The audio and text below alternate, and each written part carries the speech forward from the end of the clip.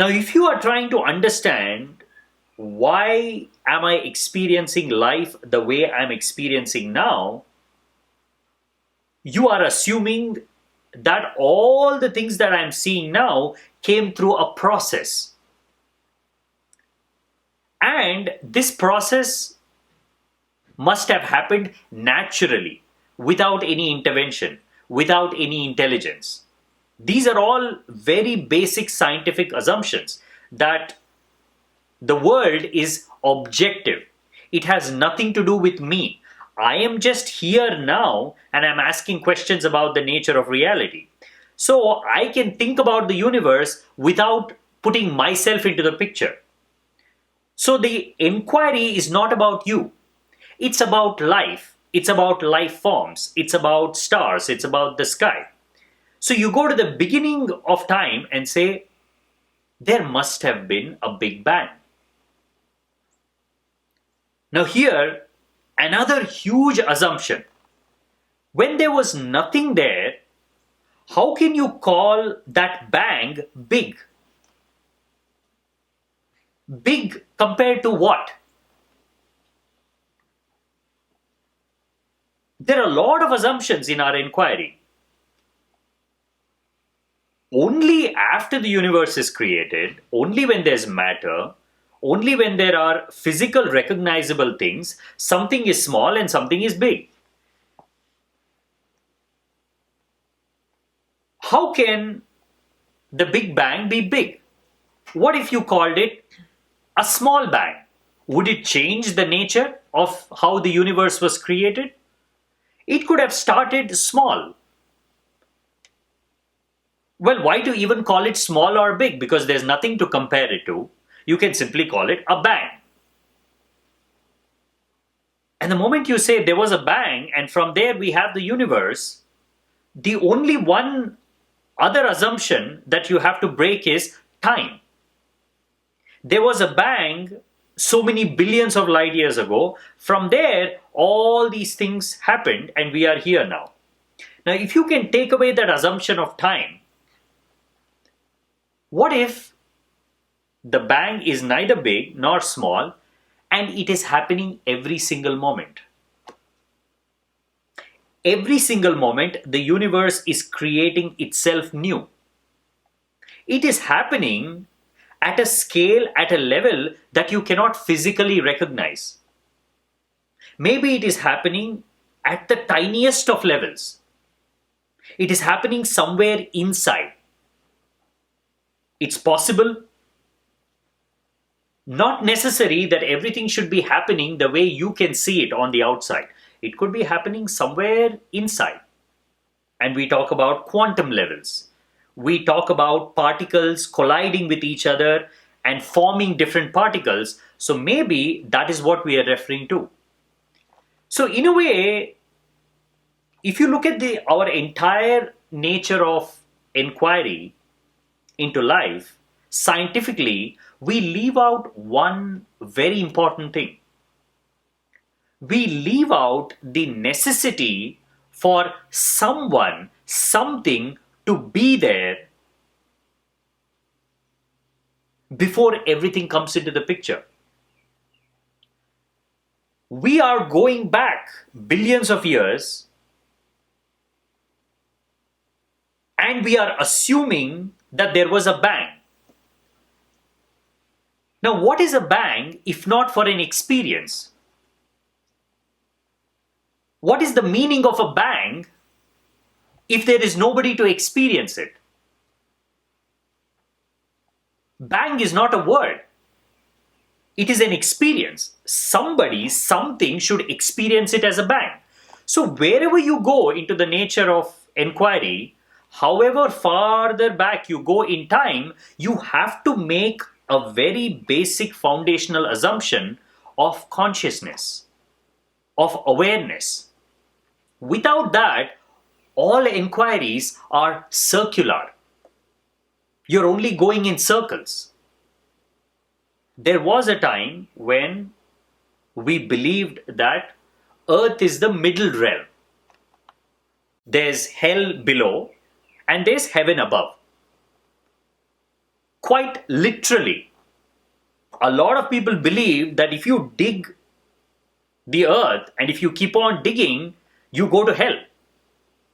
And if you were to just somehow keep on going up, you would go to the celestial realm, heaven. And that is why we worshipped all celestial bodies. We worshipped the sun, we worshipped the moon, because they were all above. And then we invented the telescope.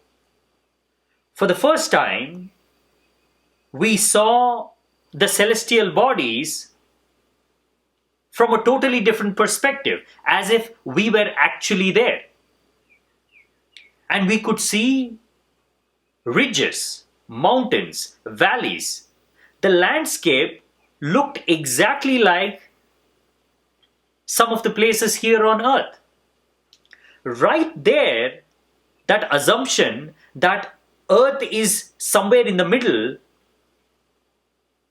and heaven is above and all these celestial bodies are part of heaven shatters right there. Because when you look closer, they are exactly like the earth. There's no difference.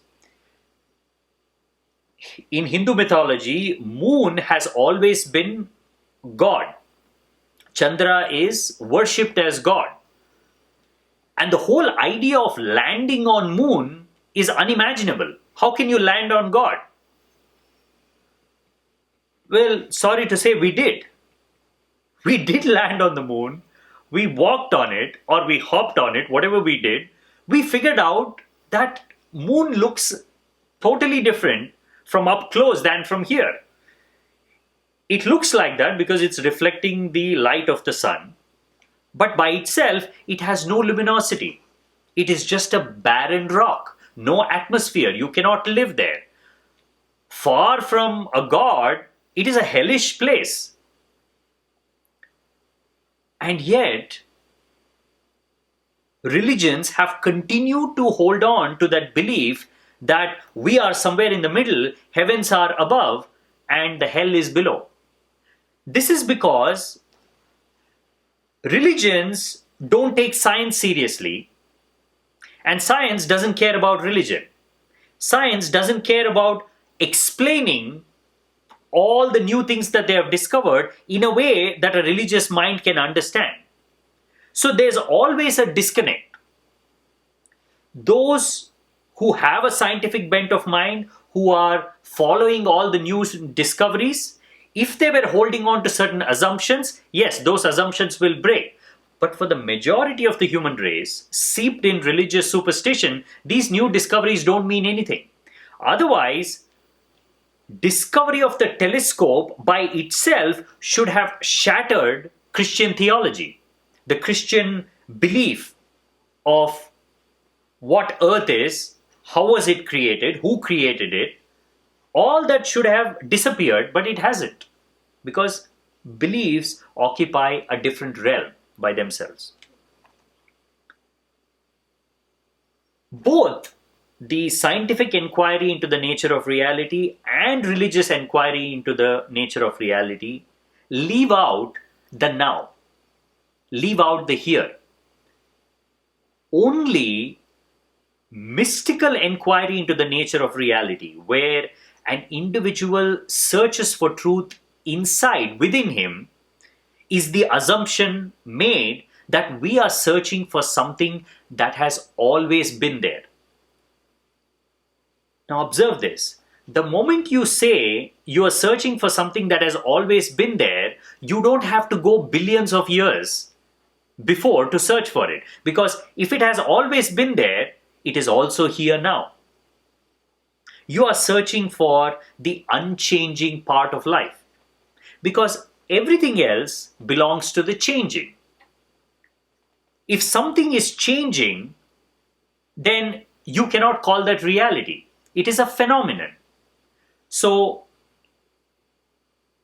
a human body cannot be the absolute truth, because it takes birth, it grows, it lives, and it dies. It is not permanent. Neither are other animals, neither are trees. Everything in the observable universe has a limited shelf life. And now, through scientific inquiries, we have understood even the star, even our sun, supposed to be the most stable part. Scientists have discovered that even stars have a life cycle. And our sun is somewhere there in the middle of that life cycle. Eventually, even our star will die, our sun will die. So, even light that is coming from the sun belongs to the changing part of life. So, anything that is observable is not permanent. That is where the inquiry begins. That's where Lao Tzu says, there was something formless and perfect before the universe was born. He's saying it was formless, means you cannot recognize it through any of your senses, and it was perfect. And it was there before the universe was born. So even if you were to assume that we all came through natural evolution and Big Bang is how everything started, Lao Tzu is saying we are searching for something that was there even before the universe was born.